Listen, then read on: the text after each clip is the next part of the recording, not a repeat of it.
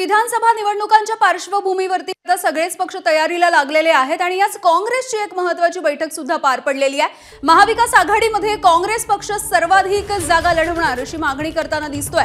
आम्ही सर्व मित्र पक्ष विधानसभेच्या जागांबद्दल निर्णय घेऊ अशी प्रतिक्रिया नाना पटोले यांनी सुद्धा दिली आहे। सरकारने जाहीर केलेल्या योजनांमुळे निवडणुकीमध्ये काय परिणाम होईल याचीही चर्चा काँग्रेसच्या आजच्या या महत्त्वाच्या बैठकीमधून करण्यात आली आहे।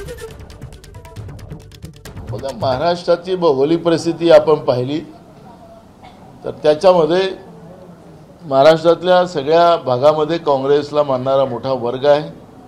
त्यामुळे जेव्हा आम्ही अलायन्समध्ये बसू आणि त्यावेळेस या सगळ्या विषयाला त्यांना सगळ्या गोष्टी मांडू आणि आम्हाला आमचे सहकारी पक्ष जे आहेत अलायन्समध्ये ते आम्हाला या मेरिटच्या आधारावर आमच्या बाजूने निर्णय देतील। पण अजूनही कुठल्या जागा किती लढू आम्ही त्याच्याबद्दलचा कुठलाही निर्णय झालेला नाही, जो बसूनच त्याच्यामध्ये निर्णय केला जाईल ही भूमिका काँग्रेस पक्षाने केलेली आहे। एबीपी माझा, उघडा डोळे बघा नीट।